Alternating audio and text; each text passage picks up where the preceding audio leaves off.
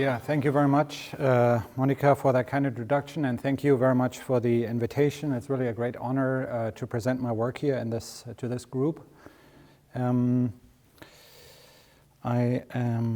This is the welcome slide. Okay, so this is the talk of my the title of my talk today: New Frontiers in Platelet Biology and the Implications for Transfusion Medicine. This is my disclosure statement. I have received research support from Cirrus Corporation to perform licensing studies for the company. And here there are also the committee disclosures on the slide. And I would just like to bring everybody on the same page. Platelets are used in the blood bank and used for transfusion. In order to give them to patients, we can store them, but in blood banking terms, we have a pretty short shelf life for them. So we can really only store them for 5 to 7 days, and even that short storage time requires us to do bacterial testing.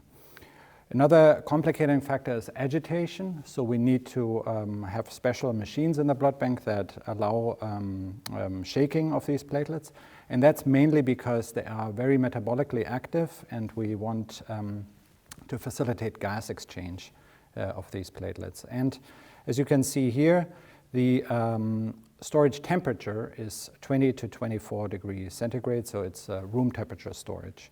And that also promotes bacterial growth, as you can imagine.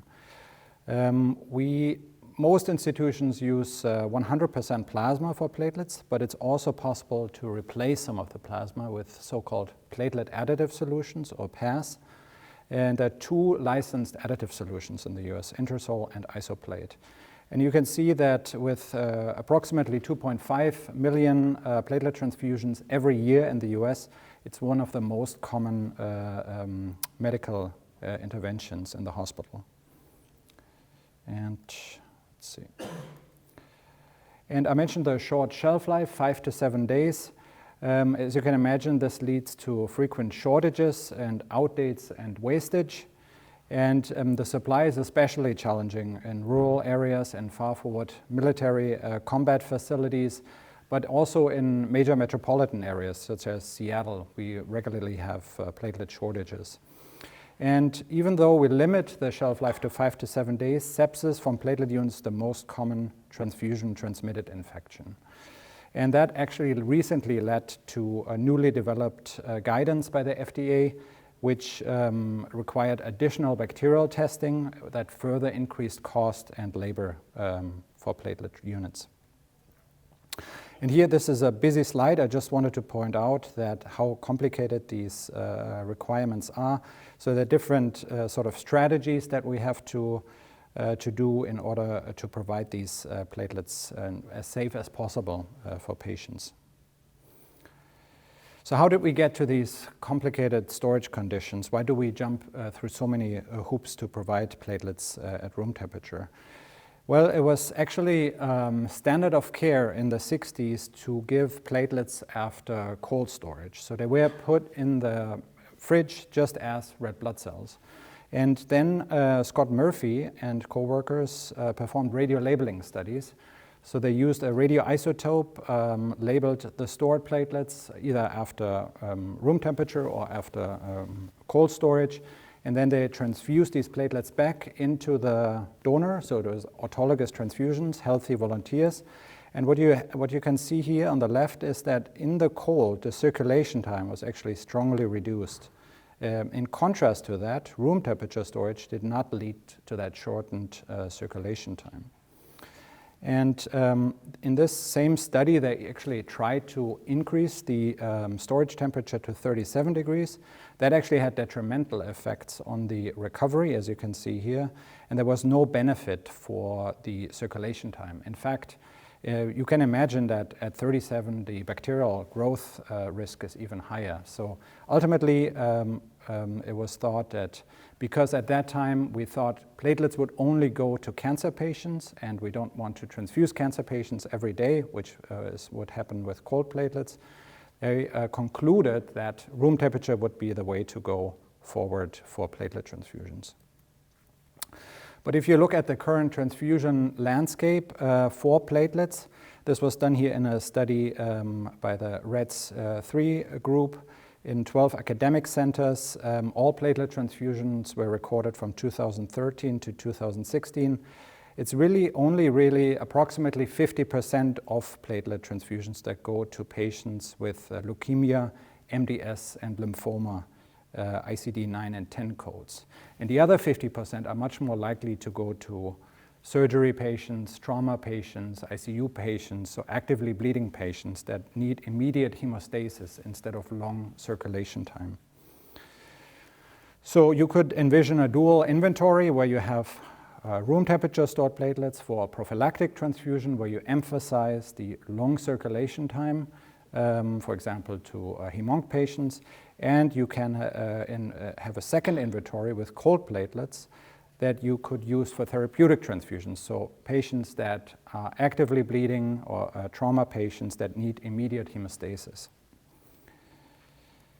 But what do we really know about the function of these platelets? So in the, these what I call historic studies were published in the 70s by Dick Astor's group from Wisconsin, our very own Cheryl Schlichter, who unfortunately passed away a couple of months ago here from Seattle. And overall, they were not really, they had contradictory results. They did not really yield the same results. Some showed that there was a benefit, while others showed that they were not useful. And there are generally limitations for these historical studies because they used, obviously, technology that we don't use currently anymore. They had a short shelf life, so only up to 3 days, which is even much shorter than the 5 to 7 days that I just showed you for room temperature. And overall, they had low numbers, so some of these studies only had 1 or 2 patients included. They used the bleeding time. The bleeding time has a large intra and inter-operator variability, so it's not an ideal test. And actually, there were subsequent corrections published, so the data were basically questions by the author themselves afterwards.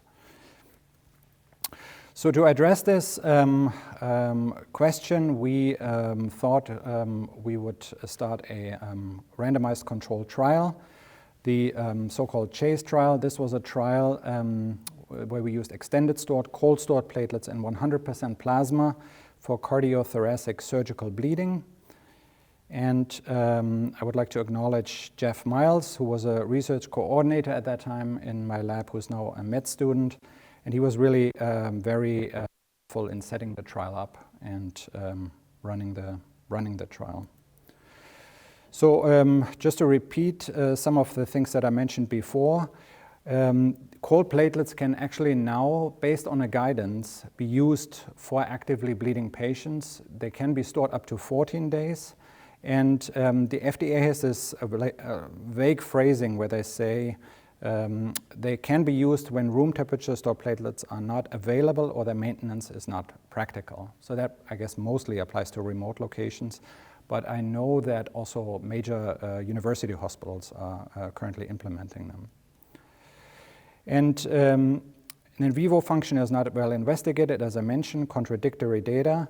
We actually performed a study with healthy humans where we asked healthy volunteers to donate platelets, and we then gave them a loading dose of aspirin, and then tested their platelets after aspirin use and used their own platelets after room temperature or cold storage to reverse the effect of aspirin. And as you can see here, after 14 days of cold storage, we did not detect much of an effect for integrin activation in these platelets. But in contrast to that, we saw a thrombin burst after transfusion in the recipients of the cold platelets. And this thrombin burst was higher, significantly higher than after room temperature storage. So we thought it would be useful to run a pilot trial because the transfusion practices vary significantly between institutions. So the objective of this trial was to test the efficacy and safety of apheresis platelets stored at 1 to 6 degrees centigrade, and we tried to push out the storage time to the maximum. So we tried to really only use platelets after 10 to 14 days of storage. These were cardiac surgery patients that were actively bleeding and required platelet transfusion. Our goal was to have 30 evaluable patients included, 15 in the cold arm and 15 in the room temperature stored arm. This was an interventional randomized double-blind control trial. The patient population, so we looked into the patient population to identify the ones that received the most platelets, and these were redo cardiac surgery patients, triple valve cardiac surgery patients, and complex aortic surgery patients. And the site where we ran the study was the Swedish Medical Center at Cherry Hill campus in Seattle. And the primary endpoints, this was a pilot trial, was recruitment and accrual feasibility of the protocol. We also had several secondary endpoints. I would just like to point out 3. Total allogeneic blood units transfused, so all red blood cells, platelets, plasma. We also included volume of chest tube output and platelet function, several different platelet function assays. So I mentioned the 2 arms. The investigational arm, as I mentioned, were cold platelets in 100% plasma for the extended period of storage, so 10 to 14 days, and the control arm was basically standard of care. So apheresis, platelets stored at room temperature for up to 7 days, also in 100% of plasma that was required. The study treatment window was after the end of cardiopulmonary bypass to 24 hours after surgery, and the maximum treatment was 3 units. So when they required more than 3, they were switched to room temperature. And we also performed visual aggregate evaluation, as is usually done with all platelets that are released for a transfusion. And we also applied the same, discard criteria for these cold platelets. For example, when they had an aggregate score of 3 or higher, they were discarded, which was corresponding to equal or more than 25 small, 4 to 8 medium, or any large aggregates that were discarded.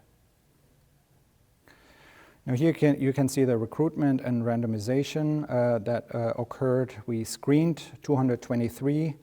Out of these 223, 65 were eligible and were randomized.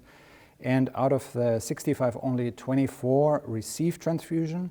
7 were randomized to room temperature stored platelets and 17 to cold platelets. Now I say randomized, which is not entirely accurate, because we realized that mid-trial we had so many units, cold platelet units with aggregates, that there was a very lopsided distribution, and most patients actually had received room temperature stored platelets because we had to discard so many cold platelets. So at this point we switched to a forced allocation of cold platelets. So all patients that were included in the trial were automatically allocated to cold platelets, and if they didn't have cold platelets available, they received room temperature again. So ultimately this led to 6 being transfused only with cold platelets, 3 being transfused with both, and 15 with room temperature. So ultimately, because of the low numbers, the limited patient population, and the high number of unusable cold stored platelets, we performed a post hoc modified per protocol analysis, where we basically lumped all the cold platelets together in one group, so the ones that received both and only cold platelets, which led us to an N of 9 in the CSP group, and the room temperature stored platelets with an N of 15.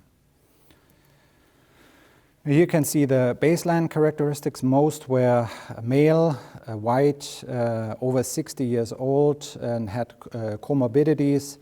The majority were on anti-platelet medication. As expected, I guess, from the race and ethnicity, the majority were blood group O, RHD positive. There was actually a significantly higher age in the cold stored group, and also a significantly higher creatinine, although the creatinine was within normal limits for both groups. And overall, if you look at the lab values at baseline, they were mostly within normal limits as well. Now, the ASA classification of these patients was the majority between 2 and 3 in both groups, and the New York Heart Association grading was also between 2 and 3. There was a significantly worse left ventricular ejection fraction in the cold stored group, and when you look at the surgical score, so the Euro score and the TRUST score, they were also higher in the cold group, and actually for the TRUST score, they had a significantly higher TRUST score, which is all consistent with a higher risk of death after surgery. Now here the surgical and hospitalization data. So the operating room time was approximately 8 hours for both groups. The cardiopulmonary surgery time was between 3 and 4 hours for both groups. The aortic clamp time between 2 and 3 hours for both groups. The mechanical ventilation was between 1 and 2 days. So this is all very consistent with these very severe cardiac surgeries that were performed on these patients. Overall, most patients received 1 to 2 units. There was one patient that received 4 units. And here's the blood loss, or the chest tube output for between the cold and room temperature platelet recipient. And overall, generally, there was a trend for lower cardiac chest tube output in the cold group that actually reached significance at 5 hours after surgery, but it has also be kept in mind that they started off lower at baseline, the cold group recipients. We also performed viscoelastic testing, thromboelastography testing at baseline, 30 minutes, 4 hours, and 24 hours after transfusion. Overall, the R time did not differ significantly, alpha angle did not differ significantly, the K time did not differ significantly, but we had significant differences at 4 hours. So you can see here, the cold group had significantly lower maximum amplitude compared to the room temperature store group. And we also performed a microfluidic perfusion. So these are little flow chambers where you can see there are little blocks and posts within the flow chamber. So you flow the patient blood through there. And then you have, so these blocks and posts are coated with von Willebrand factor and collagen. And then you have platelets adhere to them, a clot forms, the clot contracts, and then you have this deflection of the post to the block. And you have the readout of force, which is calculated based on the degree of deflection of the post. And you also have the aggregate area, basically what, after retraction, how far the clot retracts. So you have platelet force generation at aggregate area as a readout for this assay. And here are some example images. And overall, from these representative images, you can see that with cold platelets, they appear to be a larger aggregate area at 1 and at 4 hours after transfusion. And here there are the perfusions, the perfusion times. So you can see the force generation over time. And yes, indeed, it looks like at 1 hour that there was more force generated in the cold platelets. And also the area that formed appeared to be larger in the cold platelet recipient group.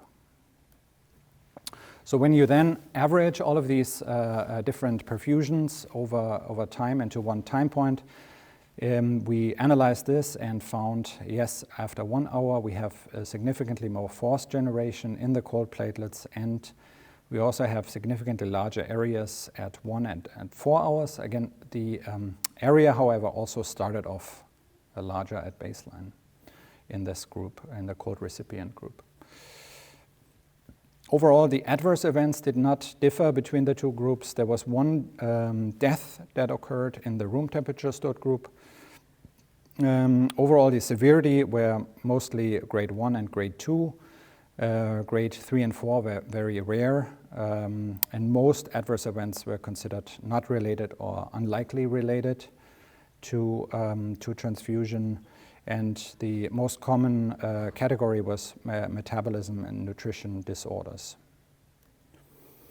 We also investigated the transfusion unit characteristics that were administered, and overall the platelet yield did not differ significantly.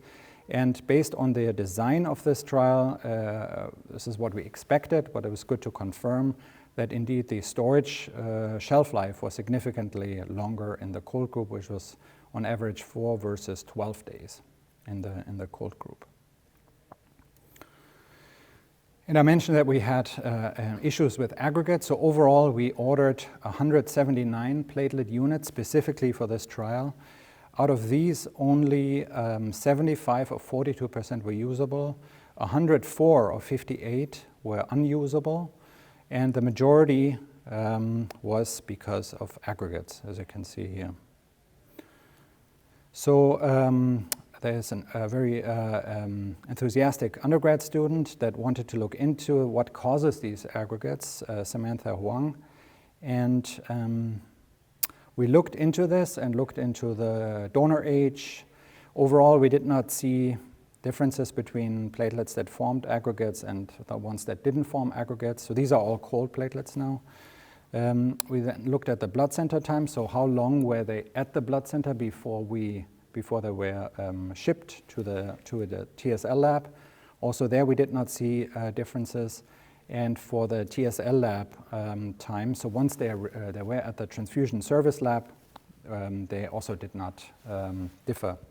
So neither the donor age, blood center time, or TSL time seemed to matter. Then we looked into the ABO type, donor ABO type. Overall, it looked like A might be a little bit more prone to make aggregates, so donor group A, but overall this did not reach significance using the chi-square test. And then when we looked at donor sex, it appeared that female platelets or platelets from female donors were more likely to make aggregates, and that actually was significant when we tested for it. We also performed ELISA testing of the ones that we actually got a hold of. So this is only a subset of all of the platelets that we used in the trial. And we looked at markers of thromboinflammation. So von Willebrand factor, for example, looked like it was higher in the platelets that formed aggregates compared to the ones that did not form aggregates. Definitely soluble thrombomodulin levels was significantly higher in the platelets that did not make aggregates.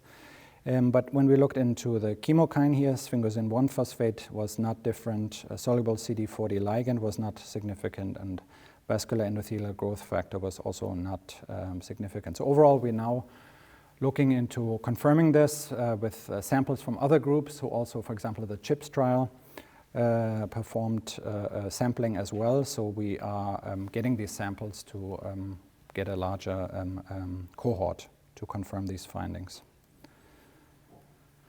So overall, to summarize this first part of the talk, we recruited 24 patients over a 36-month period, which was a 0.7 patients per month. The goal was 1.2 patients per month, so the accrual and recruitment feasibility criteria were not met. The aggregates were a major problem in this study, and we, in hindsight, were perhaps too strict. We applied the same criteria that we would use for room temperature stored platelets. We know now, there was a recent study that showed that if you transfuse them through the bedside filter, that most of the macro aggregates, so the ones that you can see with your naked eye, are filtered out by the bedside filters and are removed. But still, as a blood banker, to release platelets with aggregates is still makes you feel uncomfortable a little bit. Then all platelets were shipped from Texas to Seattle, and during the shipment, it could have contributed to the hypoxia of these platelets, and that might cause more aggregates than what other people have seen. It has also been shown that if you replace some of the plasma with additive solution, you can prevent aggregates. And finally, the CHIPS trial, for example, was more permissive in accepting platelets with aggregates, and they were successfully completed and had much lower discard rates than what we had. And from what we can say, obviously, with our very limited numbers, these cold platelets appear safe and functional. There was a mismatch that we saw that I mentioned with thromboelastic testing and the chest tube output and the microfluidic device. And interestingly, this has also been shown by the much larger CHIPS trial. And they also saw that the cold platelets in viscoelastic testing was not very, or did not appear very functional by TAG. So we next wanted to look into whether we can further improve cold platelet stored function. And it has been shown for a while now that platelets during storage undergo a lot of oxidative stress. And if you add, for example, antioxidants, you can prevent an increase in reactive oxygen species during storage. This also has been shown to be important for cold platelets. So Jose Cancelas's group showed that if you add an antioxidant to cold platelets, you actually can improve the circulation time, that decrease that I showed in one of the first slides, very effectively. And what we showed, and others have shown that too, that once you put them in the cold, the metabolism is really slowed by a lot. And the relative contribution of glycolysis increases compared to oxidative phosphorylation in the cold. And finally, cold itself appears to have a protective effect on mitochondria. So the mitochondrial reactive oxygen species are lower in the cold. So in this time, I would like to acknowledge Asta, who is also in medical school, and Yuko, who is currently in Japan to take care of her visa, who did most of the work. We hypothesized that oxygen restriction reduces oxidative stress and is beneficial for cold platelet function. And to test this hypothesis, we collected platelets by apheresis, so a standard apheresis collection with a high concentration, so this is 1.5 million per microliter. We replaced some of the plasma with additive solution, as I mentioned in one of the title slides, and we agitated these platelets for 1 minute every 30 minutes to help with gas exchange. And we had 3 different experimental storage bags. We had a PVC bag, so this is a standard of care bag, and as you can see, that allows for oxygen to enter and CO2 to exit the bag freely. There was no inside pouch, and we throughout this talk I will use the blue circle to indicate this bag. And we had a barrier bag where basically you don't have any outside oxygen entering the bag, and the CO2 that is generated can also not exit the bag. But we had a pouch inside with a PE made out of PE plastic, and this PE in this pouch were red blood cells, and the idea was that these red blood cells could give oxygen to the platelets in the other pouch. And these red blood cells were 99% oxygen saturated red blood cells. And these are indicated by the red square throughout the talk. And finally, we had a barrier bag, sort of like a negative control, where we had, as you can see, again, no CO2 can escape, no O2 can get in, but there was also no inside pouch, no RBCs inside that could provide oxygen. And this is shown by the black triangle. So overall, we stored these platelets for 21 days, then terminated the experiment. We performed blood gas analysis and the platelet count very frequently throughout the experiment. We also performed platelet activation markers by flow cytometry, slightly less frequently, and mass spec analysis for oxidative stress markers and lipid analysis, and finally the mitochondrial respiration with the seahorse assay on day 7. Now, when you look at the platelet count over the storage time, you can see that overall, in the beginning there were no significant differences, but then toward the end you can see that the barrier bag without the red blood cells appears to have the best preserved platelet count compared to the RBC barrier bag and the PVC bag. Here you can see the PO2, the O2 partial pressure. Clearly, throughout the experiment, the PVC bag had the highest PO2 levels. And there was an earlier time point here where the RBC barrier bag was higher than the barrier bag without RBCs. But that was really only significant here on until day 3. Then the two were basically identical. And overall, when we looked at lactate and glucose, the barrier bag without RBCs had the highest levels and the PVC bag the lowest lactate levels. And for the glucose, this was kind of reversed. PVC had the highest and the barrier bag the lowest glucose levels. So this is all consistent with a more anaerobic glycolysis in the barrier bag, which is what we expected. And if you look at the RBC bag, they were kind of in between. So the red blood cells appear to have some effect there as well. Then we looked at the pH, and as expected, because the lactate is acidic, we saw a lower pH in the barrier bag, but this was kind of disproportional to the lactate. So what likely happened is that the CO2 that was generated, that's also acidic, further decreased the pH in the barrier bags. And then we tested for the O2 saturation in the red blood cells.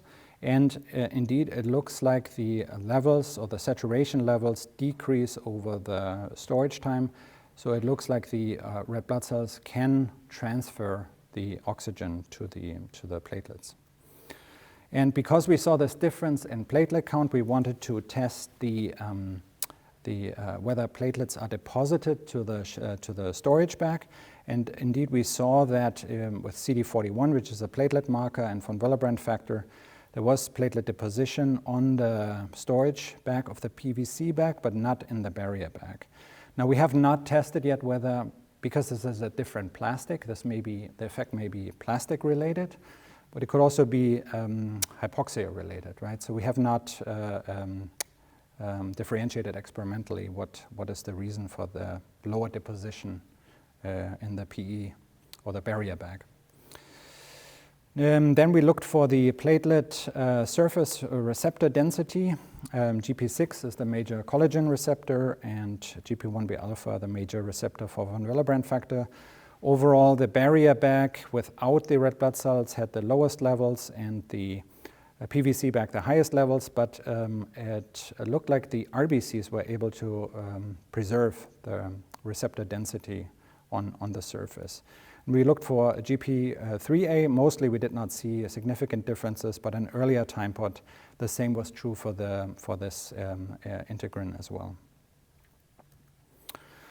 Then we looked for a platelet activation, and overall these platelets do become activated over storage time, and more so in the barrier bags than in the PVC bag.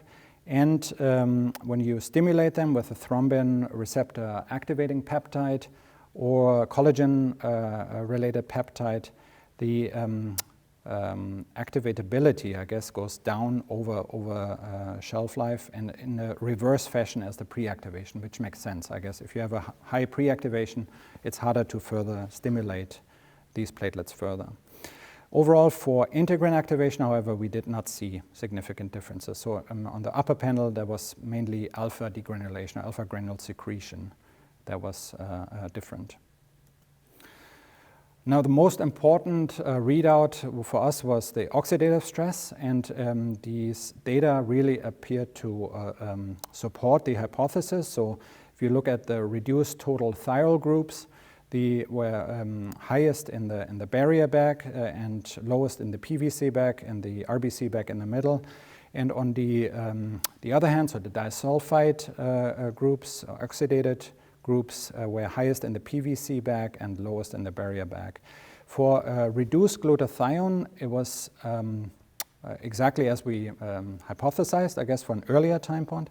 But then at later time points, you can see that the barrier bag, especially the one without red blood cells, decreases compared to the other ones. And this could be because you need oxygen in order to generate glutathione.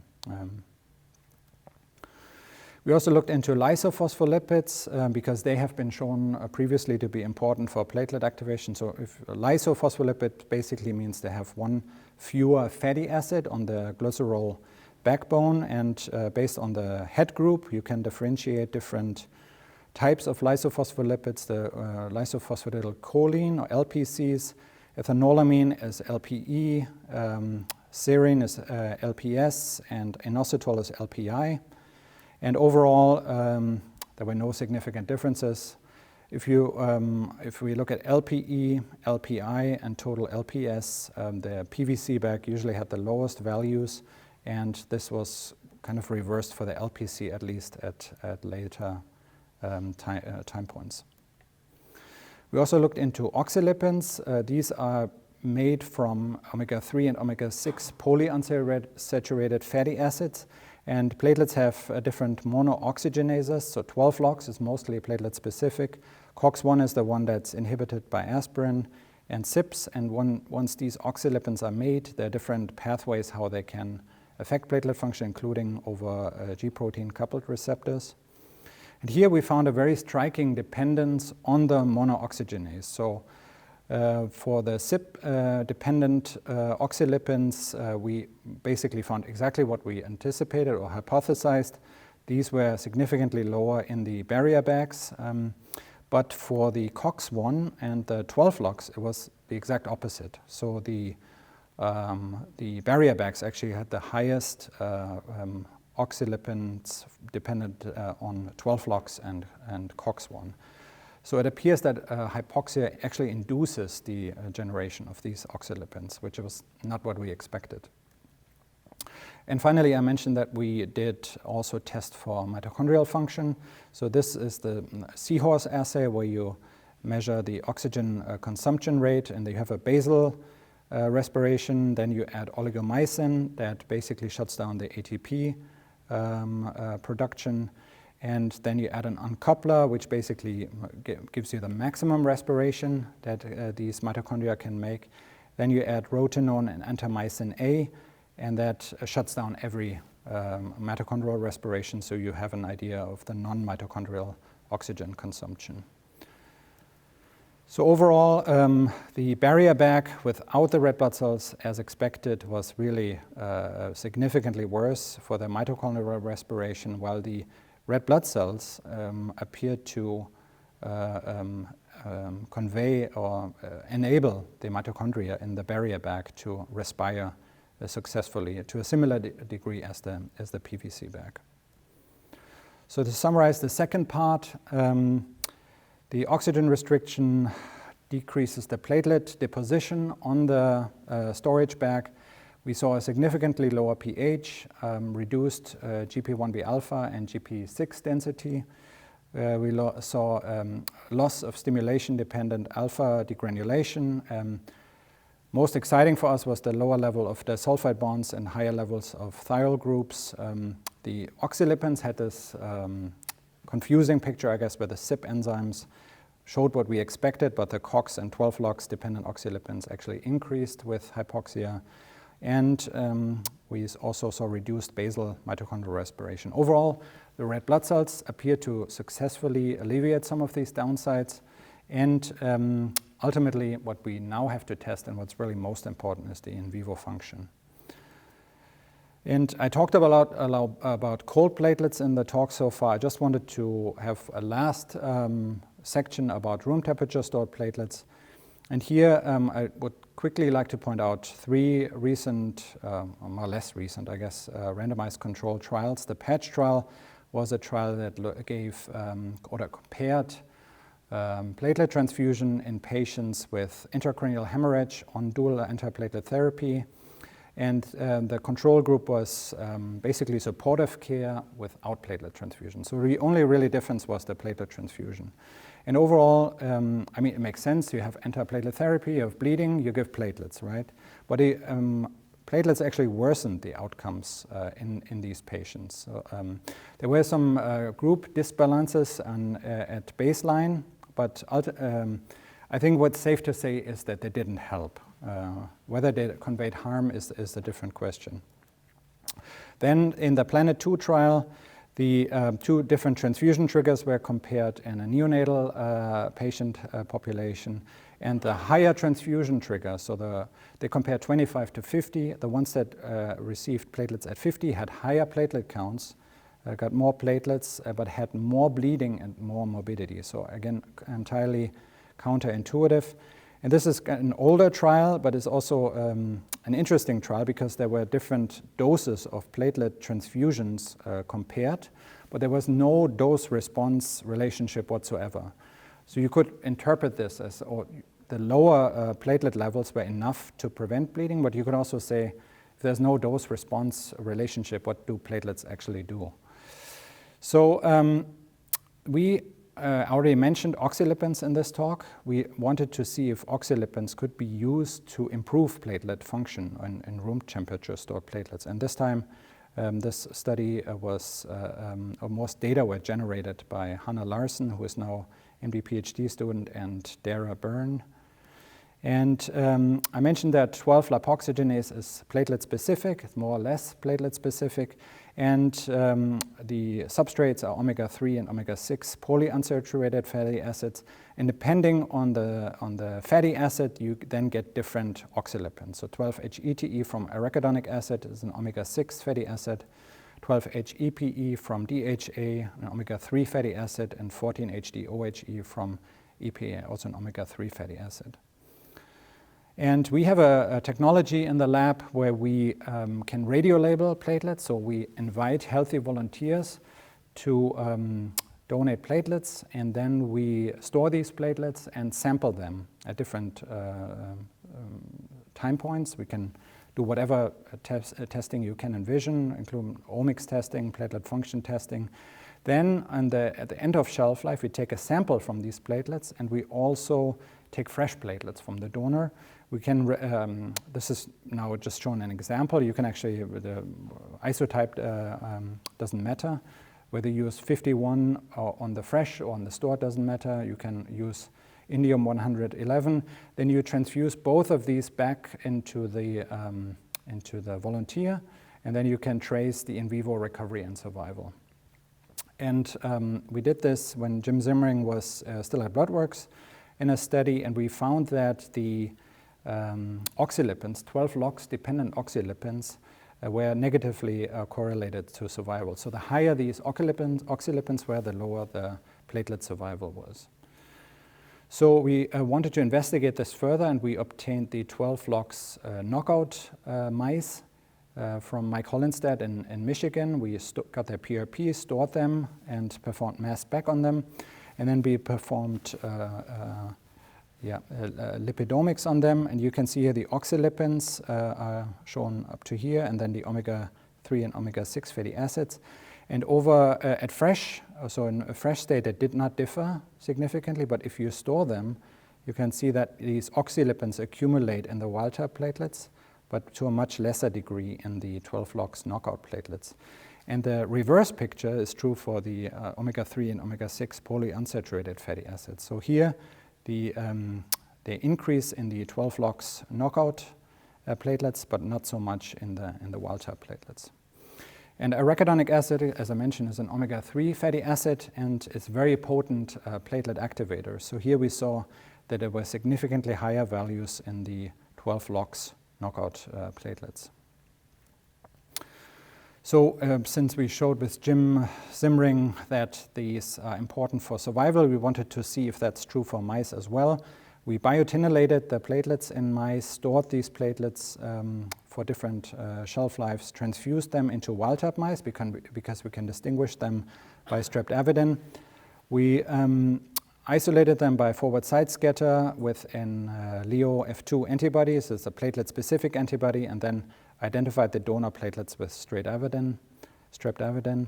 And overall, the fresh platelet survival was significantly lower in the 12 logs knockout platelets, but the stored platelet survival did not differ.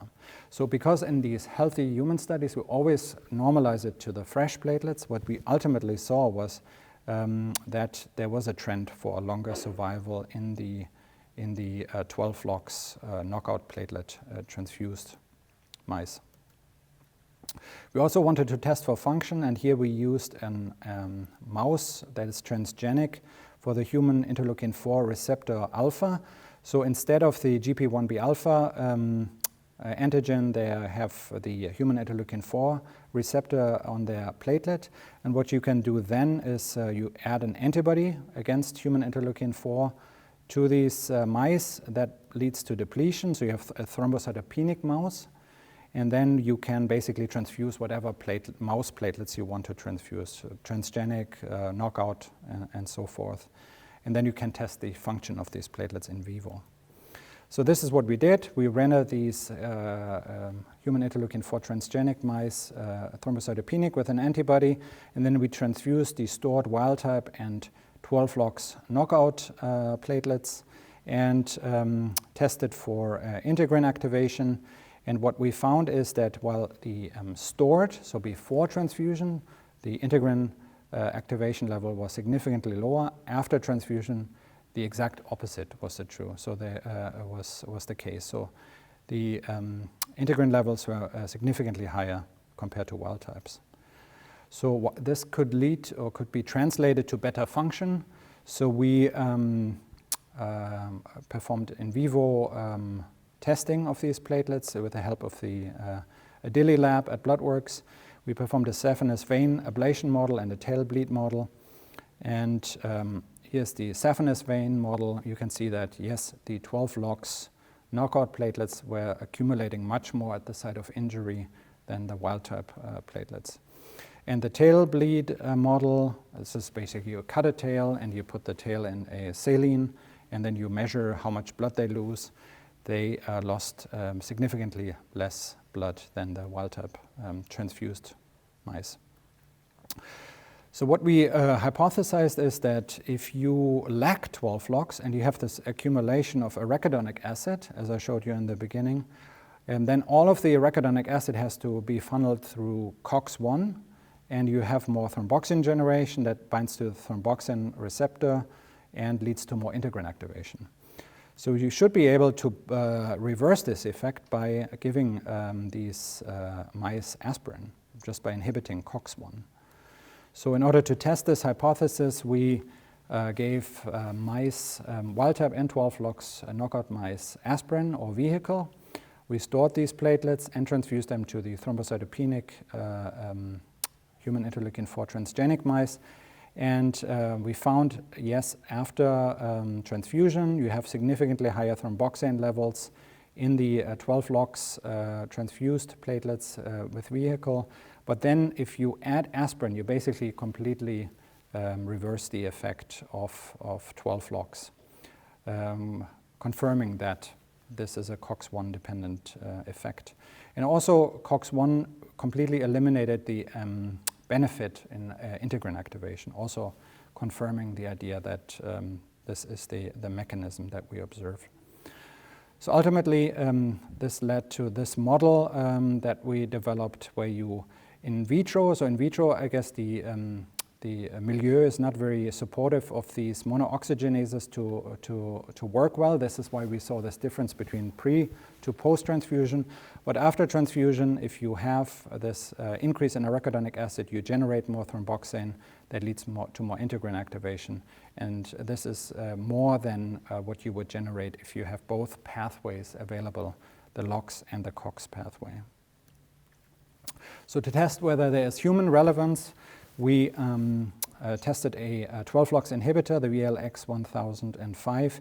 This drug is currently in clinical trials for HIT, and we used a not-SCID mouse. It's generally better for human platelet transfusion.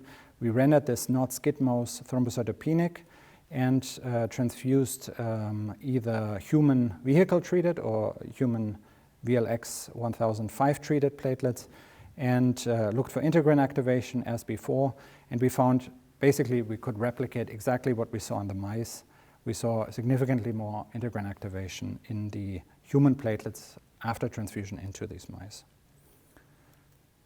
So I would like to finish this third part by summarizing that deleting 12 logs improves the post-transfusion function of stored mouse and human platelets. The increased function is mediated by thromboxane through the COX-1 pathway, and future studies we are working on to see how these oxalipins affect vessels. Could they mediate more bleeding, for example? And we also are planning a transfusion study in humans. So with that, I would like to thank my group, all the collaborators, and everybody who helped with the clinical trial, which was a huge amount of work, including the Swedish collaborators and the DSMB members, the statisticians, and the Swedish coordinators as well. And with that, I would like to bring the slide for your information, and thank you for your attention, and I'm happy to take any questions. Thank you.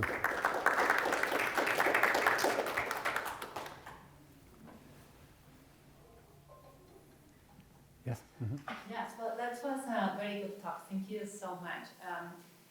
Recently, the FDA approved the use of cold stored platelets. So, is there a mechanism to collect data, like of the institutions that are using cold stored platelets for clinical practice? And if you're familiar with those indications, if you can expand on that as well. So, the current clinical use for cold stored platelets, in light of everything that you said, that we still don't fully understand the biology and the implications for function of these platelets. Yeah, it's a good question. So to my knowledge, it's a guidance by the FDA, and I think you still formally have to apply for it, but I don't think, I don't know, I have not done it myself, but to my knowledge, it's more a formality at this point if you want to use them.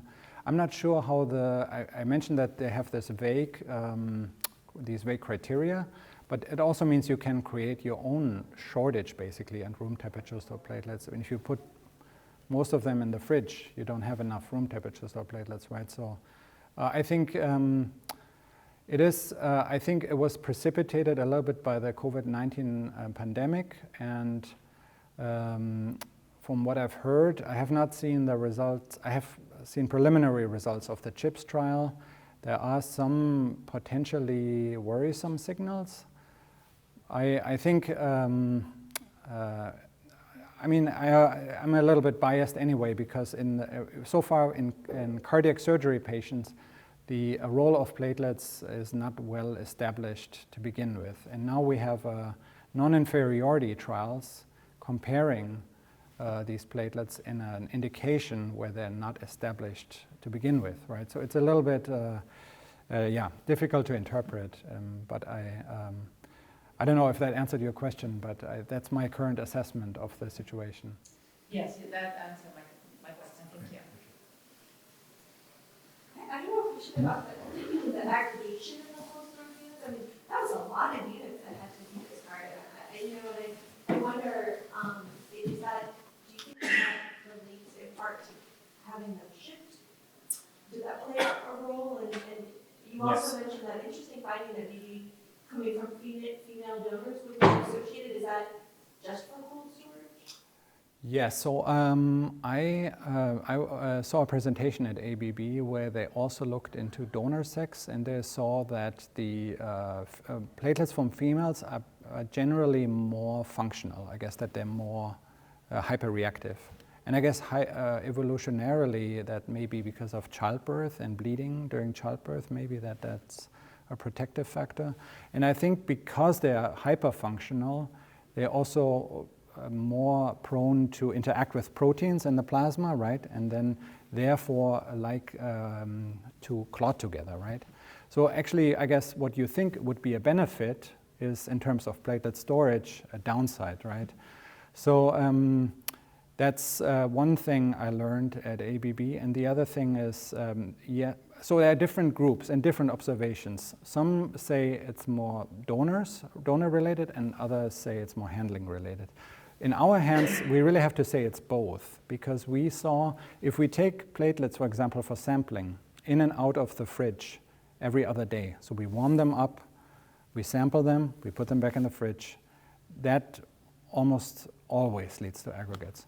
So I think handling definitely also plays a role, but sometimes you handle platelets that way and they're less likely to form aggregates, I guess. So I think it's a combination of both, and you're right with that. The shipping, I think, definitely contributed in our trial, because CHIPS was more permissive, as I mentioned, but I don't think it can. I think they only had, I want to say, less than 5%, while we had more than 50%. So I don't think the release criteria itself can explain all the differences between the two different trials. Yeah, that's a great question. Yeah. Yes, please. What's stopping you from storing colder, I guess, for long term, like -20, maybe even colder than that? Yeah, it's an excellent question. I didn't mention it in this talk, but these products exist. So this is there are cryopreserved platelets, basically frozen platelets with DMSO. There's a protocol that was developed by Dr. Valeri a while ago. They're still used, and there are also another product I did not mention in this talk, which is lyophilized platelets, so freeze-dried platelets. They are slightly less well investigated. So for frozen platelets, there are already trials where they were used. Lyophilized platelets have the advantage that you don't need a freezer. You just have a powder, and that powder you can reconstitute in the field. So that's very much what the military likes, right? The soldier just carries that powder with them in the field in the cargo pants, and then when they're bleeding, they mix it, they reconstitute it with saline, and then they just inject them themselves with platelets, basically. That is, but this product is slightly less developed than cryopreserved platelets. Yeah, but from my point of view, the major way these platelets work is all by generating thrombin. So what I just showed in the beginning, the thrombin generation that we saw in cold platelets, that's also true. In fact, even to a larger degree in cryopreserved and lyophilized platelets. Yeah. Okay, thank you.